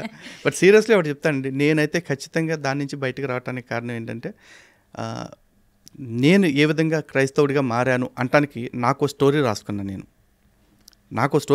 అది నిజంగా నా జీవితంలో జరగల, కానీ తప్పుడు సాక్ష్యం చెప్పుకుంటూ చాలాసార్లు నేను మతం ఈ కారణంగా మారాను అది ఇదని చెప్తూ తిరిగా. ఇన్ఫ్యాక్ట్ ఇంకొక విషయం ఏంటంటే, నాతో పాటు ఎవరైతే కూడా వచ్చేవాళ్ళు ఉన్నారో వాళ్ళందరూ కూడా సాక్ష్యాలు చెప్పేవాళ్ళు. అందరం కూడా మేము సరదాగా కూర్చొని నవ్వుకునేవాళ్ళం. ఎరా నీ జీవితంలో ఇట్లా జరిగిందా అంటే, ఊరిక బాబాయ్ ఏదో చెప్తాం వేదిక ఎక్కినప్పుడు అట్లా అనేవాళ్ళు. చాలామంది క్రైస్తవులు చెప్పే సాక్ష్యాలన్నీ కూడా సొల్లే, వాళ్ళ జీవితంలో జరగవు. ఇంకోటి ఏంటంటే, వీళ్ళందరిలో కొంతమంది ఎవరైతే నిజంగా జరిగిపోయింది అద్భుతాలు అనుకుంటారో వాళ్ళందరికీ కూడా కొన్ని మానసిక సమస్యలు ఉంటాయండి. గాడ్ కాంప్లెక్స్ కావచ్చు, స్కిజోఫ్రీనియా కావచ్చు, ఇట్లాంటివన్నీ కూడా. ఆ మానసిక సమస్యల కారణంగా వాళ్ళకి ఎట్లా ఉంటుంది అంటే, ఏదో మాకు నిజంగా అద్భుతం జరిగింది అని చెప్పేసి అనుకుంటూ ఉంటారు. నిజానికి అదొక రుగ్మత. మిగతా వాళ్ళందరూ కూడా రుగ్మత కాదు, అబద్ధపు సాక్ష్యాలు ఇస్తూ ఉంటారు. ఆ సాక్ష్యంలో హిందువులను మతం మార్చాలంటే 2 పాయింట్స్. ఒకటి, ఈ దేవుడి మీద అపరిమితమైన విశ్వాసం కల్పించాలి, ఇతన్ని నమ్ముకుంటే రోగాలు తగ్గిపోతాయి, ఐశ్వర్యం వచ్చేస్తుంది అన్నీ అని చెప్పేసి. అలాగే హిందూ దేవుళ్ళు నమ్ముకున్న తర్వాతే మాకు కష్టాలు వచ్చినాయి అని చెప్పి నిరూపించేలాగా హిందూ దేవుళ్ళకి అగెనిస్ట్గా కొన్ని మాటలు చెప్పాలి. కానీ బుర్ర పెట్టి ఆలోచిస్తే ప్రతి భారతీయుడికి అర్థమవ్వాల్సింది ఏంటంటే, కొన్ని లక్షల సంవత్సరాలుగా, కొన్ని తరాలుగా భారతదేశంలో అదే దేవుళ్ళు నమ్ముతున్నారు కదా, మరి వాళ్ళందరూ అద్భుతంగా ఉన్నారు కదా. భారతదేశం ప్రపంచానికి పూజగదిగా నిలిచింది కదా, అన్నపూర్ణగా ఉంది కదా, రత్నగర్భగా ఉంది కదా. మరి ఈ దేశం ఇంత దేదీప్యమానంగా ఎలా ఉంది? అంతా కలిపితే యేసు అనేవాడు వచ్చింది 2000 సంవత్సరాల క్రితమే. ఒకవేళ వచ్చాడు అనుకుంటే, నా దృష్టిలో అయితే యేసు అనేవాడు పుట్టల, అసలు చరిత్రలో యేసు అనేది పెద్ద అబద్ధం. కానీ యేసు అనేవాడు పుట్టాడు అనుకుంటే కనుక 2000 సంవత్సరాల క్రితం. మరి 2000 సంవత్సరాల క్రితం ప్రపంచానికి ఏ కష్టం లేదే, బ్రహ్మాండంగా ఉంది కదండి. ఇన్ఫ్యాక్ట్ 2000 సంవత్సరాల క్రితమే భారతదేశంలో అద్భుతమైన చరిత్ర ఉంది, అద్భుతమైన వారసత్వ సంపద ఉంది, ఎన్నో కళాఖండాలు ఉన్నాయి ఈ దేశంలో. ఈ దేశంలో రామాయణ భారతాలు ఉన్నాయి, భారత భాగవతాలు ఉన్నాయి. మరి వీటన్నిటిలో యేసు అనే పాత్ర ఎక్కడా లేదు కదా. అయినా కూడా అద్భుతంగా విలువలు నేర్చుకున్నాం. ఈ దేశంలో పతివ్రతలు ఉన్నారు, సీత, సావిత్రి, అనసూయ, అరుంధతి లాంటి పేర్లు చెప్పుకుంటూ వెళ్తే లక్షల్లో ఉంటారు. అలాగే బాలభక్తులు ఉన్నారు, నచికేతుడు కావచ్చు, ప్రహ్లాదుడు కావచ్చు, ధ్రువుడు కావచ్చు, ఉత్తానపాదుడు కావచ్చు, వీళ్ళందరూ కూడా ధ్రువుడు కావచ్చు, మార్కండేయుడు కావచ్చు, వీళ్ళందరూ కూడా చిన్న వయసులోనే జ్ఞానం లేని వాళ్ళు ఉన్నారు. బోల్డ్ అంతమంది ఋషులు ఉన్నారు, వశిష్ఠుడు, వ్యాసుడు, అంగీరసుడు, గౌతముడు, విశ్వామిత్రుడు. వీళ్ళెవరికి యేసు అనే పేరు కూడా తెలియదు, బైబిల్ ముఖం కూడా తెలియదు. వీళ్ళందరికీ జ్ఞానం ఎక్కడి నుంచి వచ్చింది మరి? లలిత్ గారు, చాలామంది సినీ స్టార్స్ కూడా హిందూ మతాన్ని వదిలేస్తూ ఉన్నారు. ఫర్ ఎగ్జాంపుల్ మనం కొంతమందిని మాట్లాడుకోవచ్చు. ముఖ్యంగా జయసుధ గారు, ఆ తర్వాత దివ్యవాణి గారు కావచ్చు, నగ్మ, అలాగే ఆనంద్ హీరో రాజా గారు, ఆయనైతే ఇంకా పాస్టర్. ఇలా ఎందుకంటే జనం ఫాలో అవుతూ ఉంటారు సినీ స్టార్స్ని, వాళ్ళని ఒక ఐకాన్స్గా చూస్తారు. మతం విషయంలో కూడా ఇలా సినిమా వాళ్ళ ఎఫెక్ట్ ఉంటుందంటారా? నేను ఉంటుందని అయితే నేను అనుకోవట్లేదండి. ఉంటుందన్న ఆశతోటి వాళ్ళు తీసుకొస్తూ ఉంటారు. నిజంగా వీళ్ళందరూ కూడా ఇప్పుడు మీరు చెప్పిన పేర్లు ఎవరైతే ఉన్నారో వాళ్ళందరూ అన్నం తింటుంటే, రోజులో ఒక్క పూటైనా అన్నం తింటుంటే, అంటే విసర్జించిన అశుద్ధాన్ని కాకుండా అన్నమే తింటున్నామని నమ్మితే, బైబిల్ ప్రచారకుల వీడియోలు నేను చూపిస్తాను. అసలు సినిమా చూడటం అనేది సాతాను క్రియ, సినిమాలు చూడటానికి వీల్లేదు అని చెప్పి అంటారు. మరి ఆ సిగ్గు లేకుండా అట్లాంటి మాటలు చెప్తున్న పాస్టర్ని అడుగుతున్నా, ఒరే నువ్వు ఇన్ని సోదికథలు చెప్పావు కదా, మరి ఈ సినిమా నటుల దగ్గరికి వెళ్ళి ఏ రోజైనా సినిమాల్లో చూడటం తప్పు కదమ్మా, సినిమాల్లో యాక్ట్ చేయడం దానికంటే పెద్ద తప్పు, మీరు యాక్ట్ చేస్తేనే కదా చూసేవాళ్ళు చూస్తారు, కాబట్టి ఫస్ట్ మీరు నటన మానేయండి అని వాళ్ళకి చెప్తారా? చెప్పరు. సిగ్గు లేకుండా అసలు నిజంగా మేము అన్నం తింటున్నాం అనే జ్ఞానమే లేకుండా అలాంటి వాళ్ళని తీసుకొచ్చి మళ్ళీ సాక్ష్యాలు చెప్పిస్తూ ఉంటారు. ఇలా సాక్ష్యాలు చెప్పే వాళ్ళందరి గురించి ఒకటే మాట చెప్తున్నా, సినిమా యాక్టర్లు అంటే కొంచెం సెలబ్రిటీలు అంటారు కదా, సెలబ్రిటీలు అంటే ఎక్కువ మందికి తెలిసిన వాళ్ళు, లేదా అందరికీ తెలిసిన వాళ్ళు, అంతేగాని అన్నీ తెలిసిన వాళ్ళు కాదు వాళ్ళు. ఏమి వాళ్ళు మతం మారినంత మాత్రాన మనం మారాల్సిన ఏం లేదు. వాడు కాలు కోసుకున్నాడని మనం కంఠం కోసుకోవాల్సిన అవసరం అంతకంటే లేదు. దివ్యవాణి మారారు, జయసుధ మారారు, లేకపోతే ఇంకెవడో మారాడు, గోచిగడి మారాడు, గన్నయ్యగడి మారాడు అంటే మారుతారు. ఎవడ ప్రాబ్లమ్స్ ఆడికి. మోసపోవటానికి ఏమైనా పారామీటర్స్ ఉంటాయా అండి? వీడు మోసపోవాలి, వీడు మోసపోకూడదని చెప్పేసి వాళ్ళు మోసపోయి ఉండొచ్చు, లేదా బహుశా వాళ్ళ ప్రలోభపడి ఉండొచ్చు, దేనైనా అవసరాలకి ఆశపడి ఉండొచ్చు. అరే ఈ మతంలోకి పోతే నాకు ఇన్ని డబ్బులు వస్తాయని నమ్ముండొచ్చు. అక్కడ సుఖపడుతున్నారేమో, ఎవరికి తెలుసు? తెలియదు కదా. వాళ్ళు మారారు కాబట్టి ఇంకెవరో మారతారని నేనైతే అనుకోవట్లేదండి. కలియుగ వైకుంఠం తిరుపతి, ఏడుకొండలవాడు కొలువై ఉన్న తిరుమలలో కూడా అన్యమత ప్రచారం జరుగుతోంది. అక్కడికి వెళ్ళి కూడా హిందువులను మతం మార్చాలి అనే ఆలోచన ఎందుకు వస్తుంది వీళ్ళకి? వీళ్ళకి అది ఇది అని లేదండి. శ్రీశ్రీ గారి కవిత్వం ఏదో చెప్తారు కదా, కుక్క పిల్ల అగ్గిపుల్ల కాదేది కవితకి అనర్హం అని చెప్పేసి. వీళ్ళకి అదేం లేదు. వీళ్ళు అన్నిటిని అన్ని చోట్ల మతం మార్చడం కోసమే బతుకుతూ ఉంటారు. ఇప్పుడు ఏదో అశుద్ధం తినే పందికి కూడా కొన్ని లిమిటేషన్స్ ఉంటాయేమో బహుశా. వీళ్ళకి అటువంటి లిమిటేషన్స్ ఏమీ ఉండవు. ఏమన్నంటే అచ్చోసిన ఆంబోతుల్లాగా ఏమంటారు, మాకు భారత రాజ్యాంగం హక్కు ఇచ్చింది, ఆర్టికల్ 25 మాకు స్వేచ్ఛ ఇచ్చింది అంటారు. ఆర్టికల్ 25 నీకు ఎంతవరకు స్వేచ్ఛ ఇచ్చింది? నీ చేతికర్ర నా ముక్కును తాకనంతవరకే నీకు స్వేచ్ఛనిచ్చింది. నీ మతాన్ని గురించి చెప్పుకోవటానికి మాత్రమే నీకు స్వేచ్ఛనిచ్చింది. వచ్చి నా మతం గురించి దుష్ప్రచారం చేయడానికి నీకు స్వేచ్ఛనివ్వాల. కానీ మొన్న క్రిస్మస్కి కూడా వీళ్ళు కరపత్రాలు వేసుకుంటూ వచ్చారు, మనం చేసే తీర్థయాత్రలు విగ్రహారాధనలు మనకు ఫలితం ఇవ్వమ్మా అని చెప్పేసి. మా యేసుని నమ్ముకుంటేనే నీకు రక్షణ కలుగుతుంది అన్నారు. యేసుని నేను 9 ఏళ్ళు నమ్మాను, నాకు ఏం రక్షణ కలిగింది అంటే నాకు మందు అలవాటైంది, సిగరెట్ అలవాటైంది, అమ్మాయిలు అలవాటైంది, అబద్ధాలు అలవాటైంది, అన్నీ అలవాటైనాయి. యేసుని వదిలిపెట్టేసిన తర్వాత ఈ 4 కూడా వదిలేసాను నేను. నిజంగా చర్చికి వెళ్తే ఈ సుఖాలకు అలవాటు పడి వెళ్ళాను. అక్కడికి వెళ్ళిన తర్వాత అర్థమైంది, ఓకే మనం తప్పు దారిలో వెళుతున్నాము. పైకి వీళ్ళందరూ ఏం చెప్తారు, వ్యభిచారం చేయరాదు అంటాడు. ఏ విచారం చేస్తున్న పాస్టర్ల లిస్ట్ ఎంత చూపిస్తానండి. చివరికి పోపు క్రైస్తవ లోకానంతటికీ కూడా ప్రపంచ పెద్ద అని చెప్పుకుంటారు.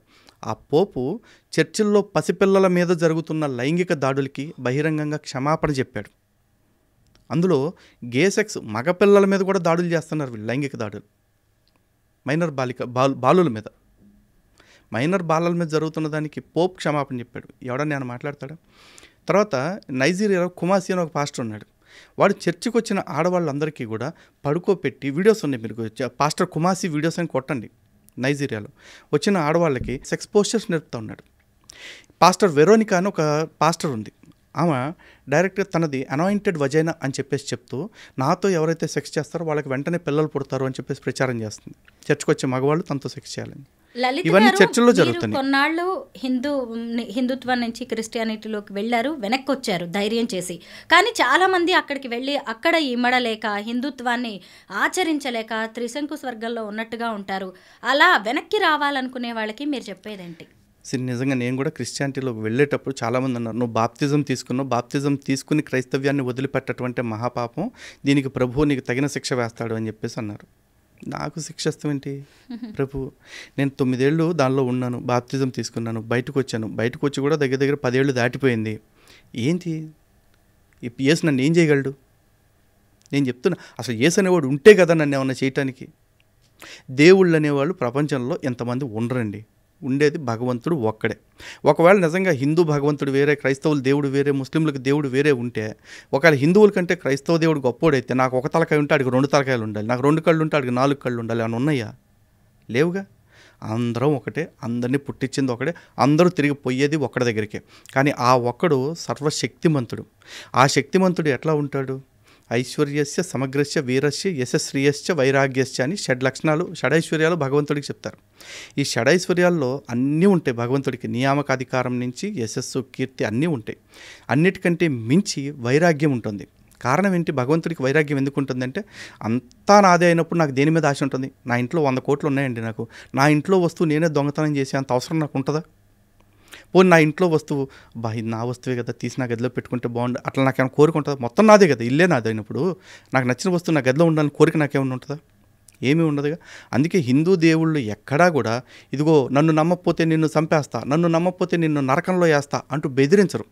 అదే మీరు ఖురాన్ బైబిల్ చూడండి, నన్ను నమ్మని వాళ్ళు ఎవరన్నా ఉంటే వాళ్ళని తీసుకొచ్చి మంటల్లో వేసేయండి, రాళ్లతో కొట్టి చంపేయండి అని చెప్పేసి దేవుడు స్వయంగా చెప్తాడు. ఓ పెద్ద నువ్వు తోపు పీకుడు గడివి కదా, మరి నువ్వే చంపొచ్చుగా, మమ్మల్ని మేమే కొట్టు చచ్చిపోమని చెప్పటం ఎందుకు? నిన్ను పూజించట్లేదని కదా నీ ప్రాబ్లము. నీకు ప్రాబ్లం ఉన్నప్పుడు నువ్వు చేయాలి, అది చంపటం బతక నరకటం లాంటి. అంటే ఆ దేవుళ్ళు ఎవరు కూడా వైరాగ్యంతో లేరు. దేవుడిగా చెప్పబడే వాళ్ళకి విరాగతత్వం లేదు, ఆశతోటి కొట్టుకులాడుతూ ఉన్నారు. వాళ్ళు భక్తులను కూడా ఏ విధంగా ఆశ పెడతారు అంటే, ఇగో నువ్వు మంచి పనులు చేసేసి స్వర్గానికి వచ్చావనుకో, అక్కడ నీకు మంది కన్యల్ని 72 మంది కన్యల్ని ఇస్తాను, లేకపోతే మద్యం పారేసి అలయర్లు ఇస్తాను అని చెప్పేసి అంటాడు. అంటే ఏంటి, ఇక్కడ తాగొద్దు, అమ్మాయిలతో తిరగొద్దు, ఎందుకు తిరగొద్దు అంటే అక్కడికి వచ్చాక నీకు అమ్మాయిలను ఇస్తాను, ముందిస్తాను కాబట్టి. ఇది ఎక్కడ పరలోకం, ఇది ఎక్కడ స్వర్గం, నాకు అర్థం కావట్లేదండి. మనుషుల్ని మంచిగా బతకండి, మంచి చెయ్యండి, డూ గుడ్ బీ గుడ్, ఇలా చెప్పాలి కదా. సనాతన ధర్మం మొత్తం ఎప్పుడు కూడా సర్వే జనా సుఖినోభవంతో అంది, కానీ హిందూ జనా సుఖినోభవంతో ఎక్కడన్నా విన్నారా మీరు? ఉండదు. కానీ వీళ్ళు అలా కాదు, మా మతంలో ఉన్నవాడికే పరలోకానికి ప్రవేశం అంటారు. ఆ గుర్రప్పని తీసుకొస్తారో లేకపోతే ఇంకో ఎర్రప్పని తీసుకొస్తారో, తీసుకొచ్చి ఒరే నేను జీవితకాలం మంచి పనులే చేస్తా, నీ బైబిల్లో చెప్పిన ప్రతి మంచి పని చేస్తా, యేసుని నమ్మటం తప్ప నేను స్వర్గానికి వెళ్తానా వెళ్ళనా అని అడగండి. యేసుని నమ్మటం తప్ప బైబిల్లో చెప్పిన ప్రతి మంచి పని చేస్తారు, 100 ఏళ్ళు చేస్తారు. చచ్చేటప్పుడు యేసుని మాత్రం నమ్మను. తీసుకెళ్ళడా అడగండి, అప్పుడు తేలిపోద్ది దేవుడో కాదు. సికింద్రాబాద్ ముత్యాలమ్మ గుడి మీద దాడి తర్వాత అఘోరీ సీన్లోకి వచ్చింది. సనాతన ధర్మం, హిందూ ధర్మ పరిరక్షణ అంటూ దిగంబరంగా ఆమె చేసిన హల్చల్ ఏంటో చూసాం. అప్పుడు కూడా కొంత హిందూ మతం మీద, హిందూ ధర్మం మీద కొంత ట్రోలింగ్ అనేది జరిగింది. మీరేమంటారు ఈ అఘోరీ లాంటి వాళ్ళ మీద? మీ అభిప్రాయం ఏంటి? నాకేం పెద్ద అభిప్రాయం ఏం లేదండి. ఇప్పుడు ఏదో మార్కెట్లో చాలామంది వస్తుంటారు, పోతూ ఉంటారు. ఆవిడ వచ్చారు, ఏదో చేస్తానన్నారు, మొన్న ఏదో స్టేట్మెంట్ కూడా ఇచ్చారు కదా, నేను నరుకుతా సంపుతా అని చెప్పి అన్నారు కదా. ఆ నరికిన రోజున చంపిన రోజున ఆవిడ గురించి మాట్లాడతాను నేనైతే నరుకుతా సంపుతా నేను స్టేట్మెంట్లు ఇవ్వను, నరకమని చంపమని చెప్పను. ఎందుకంటే ఈ దేశంలో ఏది జరుగుద్ది ఏది జరగదు అనే దాని మీద కనీస అవగాహన నాకు ఉంది. నాకు హిందుత్వాన్ని కాపాడుకోవటం అంటే హిందువులను కూడా కాపాడుకుంటూ వెళ్ళాలి. కాబట్టి నేను రెచ్చగొట్టే స్టేట్మెంట్ల కంటే కూడా ప్రాక్టికాలిటీకి ఎక్కువ ప్రయారిటీ ఇస్తాను. లవ్ జిహాద్ అనేది ఈ మధ్యకాలంలో ఎక్కువగా వినిపిస్తోంది. మతం పేరుతో, ముఖ్యంగా ప్రేమ పేరుతో ఈ మత మార్పిళ్ళు అనేవి ఎక్కువైపోయాయి. నేను ఈ మధ్య నాకు తెలిసిన సర్కిల్లో ఇంటర్ రిలీజియన్ మ్యారేజెస్ చేసుకున్న వాళ్ళలో హిందూ మతంలోకి వచ్చిన వాళ్ళకంటే ఇతర మతాల్లోకి వెళ్ళిపోయిన ఈ ప్రేమ జంటలే నాకు ఎక్కువగా కనిపించాయి. ఎందుకు ఇలా జరుగుతోందంటారు? మీరు అన్నారు కదండి లవ్ జిహాద్ ఈ మధ్య ఎక్కువగా వినిపిస్తున్నమాట అని. కాదండి, ఎక్కువగా జరుగుతున్న సంఘటనలు అవి. ఎక్కువ వినిపించడం మాత్రమే కాదు, జరుగుతున్నవే వినిపిస్తున్నాం. కాకపోతే చాలామంది ఏమంటారంటే లవ్ జిహాద్ టాపిక్ వచ్చినప్పుడు ప్రేమకు మతం ఏంటండి అని చెప్పేసి అంటారు. మేము కూడా అదే అంటున్నాం, ప్రేమకు మతం లేదు, కానీ పెళ్ళికి మతం కావాల్సి వస్తుంది వాళ్ళకి. కారణం ఏంటంటే ఖురాన్లోనే చాప్టర్ 2 వర్స్ 226లో చాలా క్లియర్గా చెప్తున్నారు, ఒక అవిశ్వాసురాలైన స్త్రీ నీకు ఎంతగా నచ్చినప్పటికీ ఆమె విశ్వసించి అల్లా మార్గంలోకి రానంత వరకు ఆమె కంటే విశ్వాసురాలైన ఒక బానిస స్త్రీ ఎంతో మేలైనది అని చెప్పేసి చెప్తాడు. అంటే నీకు ఎంత నచ్చినా సరే అమ్మాయి అల్లాని నమ్మనంత వరకు నీకు అమ్మాయి తగిన అమ్మాయి కాదు, నువ్వు చేసుకోవటానికి వీలు లేదు. స్పష్టంగా చెప్తుంది, వాళ్ళ మత గ్రంథం చెప్తుంది. వాళ్ళు అదే పని చేస్తున్నారు. అమ్మాయిల్ని ప్రేమించేటప్పుడు మనం అంతా ఒకటే, నువ్వు నేను సమానం, బొంగు బోషాను అన్నీ చెప్తారు. అయిపోయిన తర్వాత ఏముంటుందంటే పెళ్ళి చేసుకోవాలంటే మాకు ఈ క్లాజ్ ఉంది అంటారు. కొంతమంది ఏం చేస్తారు అతి తెలివిగా, పెళ్ళి చేసుకునేటప్పుడు కూడా హిందూ పద్ధతి ఇస్లాం పద్ధతిలో చేసుకుంటారు. పెళ్ళై పిల్లలు పుట్టి ఇది ఇటు పోవటానికి దారి లేకుండా అయిపోయింది అనుకుని, అన్ని దారులు క్లోజ్ అయిపోయినాయి అనుకున్న తర్వాత నువ్వు మతం మారుతావా, నిన్ను వదిలేమంటావా, తలాకిచ్చేనా అని చెప్పేసి అంటాడు. చచ్చినట్టు మతం మారాల్సింది. అక్కడ ఆపుతారా అంటే వాళ్ళతో ఆగట్లా, వాళ్ళ బంధువులు వాళ్ళను కూడా ఈ అమ్మాయిని చిత్రహింసలు పెట్టి వాళ్ళను కూడా మత మార్పిడి చేసే ప్రయత్నాలు చేస్తూ ఉంటారు. ఇక రొటీన్ కోర్సు జరిగిపోతూ ఉంది. కానీ మన చుట్టుపక్కల కళ్ళు మూసుకుని పాలు తాగుతున్న పిల్లలు ఎంతోమంది ఉన్నారు. వాళ్ళని మనం మేధావులు అంటాం. ఆ మేధావులు ఏం చేస్తూ ఉంటారంటే ఇలా ప్రేమకు మతాన్ని అంటగడతాం తప్పు, ఎంతోమంది హిందువుల ఆడపిల్లల్ని, ఎంతోమంది ముస్లిం ఆడపిల్లల్ని హిందువులు పెళ్లి చేసుకోవట్లేదా అంటారు. చేసుకుంటే ఏమవుతుంది, ఆ చీకటి బుర్కాల్లో నుంచి చక్కగా చీరకట్టులోకి వస్తున్నారు. ఆ బుర్కా బందీ మాట నుంచి బయటకు వచ్చి బొట్టు కాటుకతో కళకళలాడుతున్నారు. అది ఇక్కడ మ్యాండేటరీ కాదు మతం మార్చడం అనేది. ఇక్కడ హిందువుగా మారితేనే పెళ్లి చేసుకో అని చెప్పేసి ఏ మత గ్రంథంలో అయినా ఉంటుందా? ఎక్కడా కనపడదు. కానీ అక్కడికి వెళ్ళాలి అంటే హిందూ ఆడపిల్ల కంపల్సరీ మతం మారాలి. మరి ఏం చేస్తాం? దీనికి మేము లవ్ జిహాద్ అని పేరు పెట్టుకున్నాం. ఇది ఒకవేళ కొంతమంది మేధావులకి పేరు ఇబ్బంది అయితే లవ్ జిహాద్ అని కాకపోతే ఇంకో పేరు మీరే సజెస్ట్ చేయండి. కానీ ప్రేమ పేరుతోటి మత మార్పిడి జరుగుతుందా లేదా అది దాన్ని ఒప్పుకోవటానికి సిద్ధపడండి ఫస్ట్. అంతేగాని ఏదో హిపోక్రసీ, ఏదో సెలెక్టివ్ సింపతిలు మా దగ్గర చూపించొద్దు. ఎందుకంటే మీరు కళ్ళు మూసుకుని పాలు తాగుతున్నారు, మేము కళ్ళు తెరిచి ప్రపంచాన్ని చూస్తున్నాం, వాస్తవాలను చూస్తున్నాం. మనం చిన్నప్పటి నుంచి కూడా పరమత సహనం పాటించాలి. మత స్వేచ్ఛ అదొక హక్కు అని కూడా చదువుకున్నాం. అలాగే సర్వమత సమ్మేళనం, సర్వ విశ్వాసాలు, ఆచారాల సమ్మేళనమే భారతదేశం, హిందుత్వం అని కూడా చదువుకున్నాం. అంటే సహజంగా ఒక హిందువు ఉంటే మసీదుకు వెళ్తారు, అలాగే చర్చికి వెళ్తారు, వాళ్ళ మాటలు వింటారు. కానీ అన్యమతస్థులు ఎవరు కూడా పెద్దగా మన గుడికి రావడానికి ఇష్టపడరు, మన ప్రసాదాలు తినడానికి ఇష్టపడరు, మన దేవుళ్ళకి దండం పెట్టడానికి కూడా ఇష్టపడరు. అంటే హిందూ అనే వ్యక్తి ఇంత లిబరల్గా ఉండడం వల్లే ఇలా హిందుత్వం మీద దాడి జరుగుతుంది అంటారా? ప్రాబ్లం ఏంటంటేనండి, చెప్పే విధానంలో తేడా రావటం వల్ల కమ్యూనికేషన్ ఎక్కడో మిస్ అయింది. ఇప్పుడు మాతృవత్ పరధారేషు అంటారు, అంటే ప్రతి స్త్రీని తల్లిగా భావించు అని చెప్పేసి చెప్తారు. అదేమన్నా పెద్ద దోషమా? లేదు కదా. సరే, తల్లిని ఎట్లా గౌరవిస్తున్నామో మిగతా తల్లులను కూడా అట్లా, మిగతా వాళ్ళని కూడా అదే తల్లి భావంతో గౌరవించి అన్నారు. కానీ స్త్రీనే కదా అని చెప్పేసి నా పెళ్ళాన్ని ఎట్లా చూస్తున్నానో మిగతా వాళ్ళ పెళ్ళాలను కూడా నా పెళ్ళాలాగా చూస్తానంటే దరిద్రంగా ఉందా? అంటే మత స్వేచ్ఛ లేకపోతే మతాల యొక్క సమానత్వం ఎంతవరకు పాటించాలో అంతవరకు పాటించాలండి. ఇప్పుడు పక్క మతాల వాడు మన గౌరవిస్తున్నాడు అనుకోండి, ఒక ముస్లిం నా గుడిని ఎంత గౌరవిస్తాడో నేను అతని మసీదుని అంత గౌరవిస్తా. ఒక ముస్లిం నా దేవుడిని ఎంత గౌరవిస్తున్నాడో నేను వాళ్ళ దేవుడిని అంతే గౌరవిస్తా. ఒక ముస్లిం నా ఆచారాన్ని ఎంత గౌరవిస్తున్నాడో నేను అతని ఆచారాన్ని అంతే గౌరవిస్తా. కానీ నా ఆచారాన్ని, నా దేవుడిని, నా దేవాలయాన్ని పదే పదే కించపరుస్తూ నువ్వు మాత్రం నా మతాన్ని గౌరవించు అంటే నేను గౌరవించను. కానీ నువ్వు నా దేవుణ్ణి తిడుతూ తిరిగి నేను నీ దేవుణ్ణి తిట్టినప్పుడు మాత్రం సర్తన్సే జుదాన్ని పేక్ కోసేస్తానంటే కోసేయి. ఈ దేశంలో అవమానంతో బతకటం కంటే ఆత్మగౌరవంతో చచ్చిపోవటం నాకు సుఖం అనిపిస్తుంది. Thank you so much Lalit గారు. హిందూ మత పరిరక్షణకు మీలాంటి వాళ్ళు ముందుకు వెళ్తున్న తీరు ఎంతో అభినందనీయం. Thank you so much. ధన్యవాదాలండి.